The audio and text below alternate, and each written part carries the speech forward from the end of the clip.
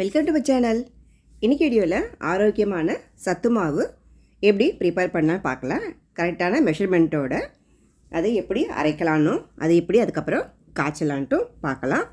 இந்த வீடியோவை ஸ்கிப் பண்ணாமல் பாருங்கள். இப்போ தான் நம்ம சேனலில் ஃபஸ்ட் டைம் பார்க்கறதா இருந்தால் சப்ஸ்கிரைப் பண்ணிட்டு பக்கத்தில் பெல் பட்டனை கிளிக் பண்ணிக்கோங்க. இப்போ இன்றைக்கி நான் சத்து மாவு அரைக்கிறதுக்கு ராகி 150 கிராம் எடுத்திருக்கேன், பச்சை பயிறு 100 கிராமும், தெனை 100 கிராம் எடுத்திருக்கேன். அதே போல் வெள்ளைச்சோளம், இது கடைகளில் மில்லட்ஸ் கிடைக்கும், அதுவும் 100 கிராமும், கோதுமை 150 கிராம் எடுத்திருக்கேன், கம்பு 100 கிராம். இப்போ இதில் ராகியும் கோதுமை மட்டும் 150 கிராம் எடுத்துருக்கேன், மற்றதெல்லாம் 100 கிராம். இது எல்லாத்தையும் நல்லா அலசிடுங்க. அலசிட்டு தண்ணி இல்லாமல் ஒரு துணியில் போட்டு நல்லா காய வச்சு எடுத்துக்கோங்க. நீங்கள் அளவு அதிகமாக எடுக்கிறதா இருந்தால் தனித்தனியாக கூட கழுவிட்டு காய வச்சு எடுத்துக்கோங்க. நான் இது கொஞ்சன்றனால மொத்தமாகவே போட்டு காய வச்சுட்டேன். இது காயறதுக்குள்ளே நம்ம அடுத்த பொருள் பார்த்துடலாம். 25 கிராம் அளவுக்கு உளுத்தம் பருப்பை நல்லா செவக்க வறுத்து எடுத்துக்கோங்க. ட்ரை ரோஸ்ட்டாகவே பண்ணுங்கள் எல்லாமே, அப்போ தான் சத்து மாவுக்கு சரியாக இருக்கும். இப்போ நல்லா வறுபட்டாச்சு, இதை எடுத்துடலாம்.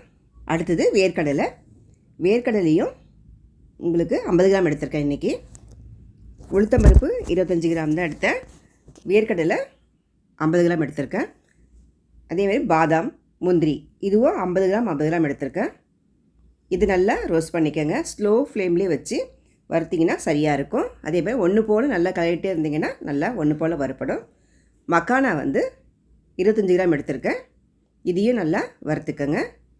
இது நல்லா உடச்சி பார்த்திங்கன்னா இந்த மாதிரி தூளாகும். இப்போ ரெடி ஆகிடுச்சுன்னு அர்த்தம். அடுத்தது ஜவ்வரிசியும் ஏலக்காயும் சேர்க்குறேன்.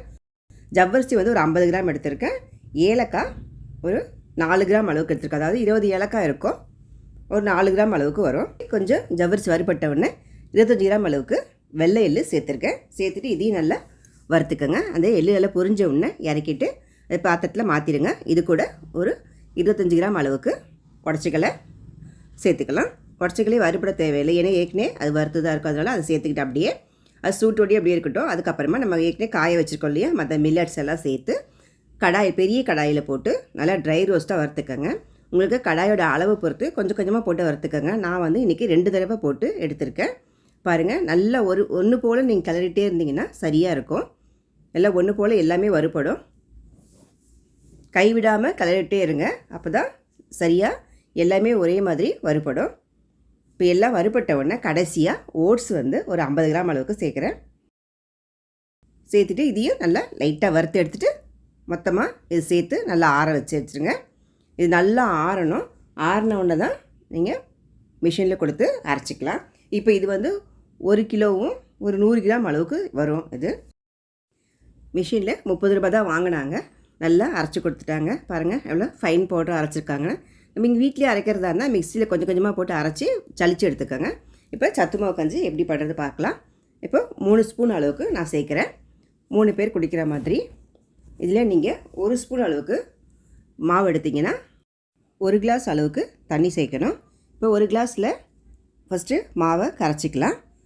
கட்டி இல்லாமல் கரைச்சி எடுத்துகிட்டு ஒரு பாத்திரத்தில் இப்போ நான் ஒரு 1.5 கிளாஸ் அளவுக்கு தண்ணி கொதிக்க வச்சுருக்கேன். கொதிக்க வச்சுட்டு இதை கரைச்சி வச்சுக்கிற மாவை அது தண்ணி கொதித்த உடனே இதை சேர்த்து நல்லா கிளறி கொடுங்க. இதுக்கு இனிப்புக்கு சர்க்கரை இல்லைன்னா நாட்டு சர்க்கரை சேர்த்துக்கோங்க. சேர்த்துட்டு நல்லா கிளறி கொடுத்துட்டே இருங்க. அது கொஞ்சம் மாவு நல்லா வெந்து கொஞ்சம் கெட்டியாகும். அந்த டைமில் நம்ம பால் சேர்க்கணும். பால் 1 டீஸ்பூன் மாவுக்கு உங்களுக்கு 1 ஸ்பூனுக்கு 1 கிளாஸ் கணக்கு வரும். இப்போ நீங்கள் எந்த அளவில் டம்ளரில் நீங்கள் எடுத்தீங்களோ தண்ணி, அதே டம்ளரில் அந்த பாலும் 1 கிளாஸ் சேர்த்துருக்கேன். இப்போ மொத்தம் நம்ம 3 டம்ளர் அளவுக்கு சேர்த்துருக்கோம். பாருங்கள், இப்போ நல்லா கெட்டியாகிடுச்சு. இது ஒரு கொதி வந்த உடனே இறக்கிட வேண்டியதுதான். அடி ஒட்டாமல் கலக்கிட்டே இருந்தீங்கன்னா கரெக்டாக வரும். பாருங்கள், இந்த மாதிரி பபிள்ஸ் வரணும். இப்போ ரெடி ஆகிடுச்சு. இப்போ நான் இது ப்ரிப்பேர் பண்ணது கொஞ்சம் கெட்டியாக இருக்கும், ஏன்னா 3 டம்ளர் அளவுக்கு தண்ணின்றது. இதே 4 டம்ளர் அளவுக்கு தண்ணி சேர்த்திங்கன்னா நல்லா தண்ணியாக டீ குடிக்கிற மாதிரியே நீங்கள் கிளாஸில் கூட ஊற்றி குடிக்கலாம். இந்த டீ காப்பிக்கு பதில் இந்த மாதிரி சத்து மாவு கஞ்சை தினமும் குடிச்சு வரலாம். ரொம்ப ஆரோக்கியமாக இருக்கும் உடம்பு. கண்டிப்பாக ட்ரை பண்ணி பாருங்கள். இதோட அளவுகளை டிஸ்கிரிப்ஷன் பாக்ஸில் கொடுக்குறேன், பாதி செக் பண்ணிக்கோங்க. இந்த வீடியோ பிடிச்சா லைக் பண்ணுங்கள், ஷேர் பண்ணுங்கள், மறக்காமல் சேனலை சப்ஸ்கிரைப் பண்ணுங்கள். தேங்க்யூ ஃபார் வாட்சிங்.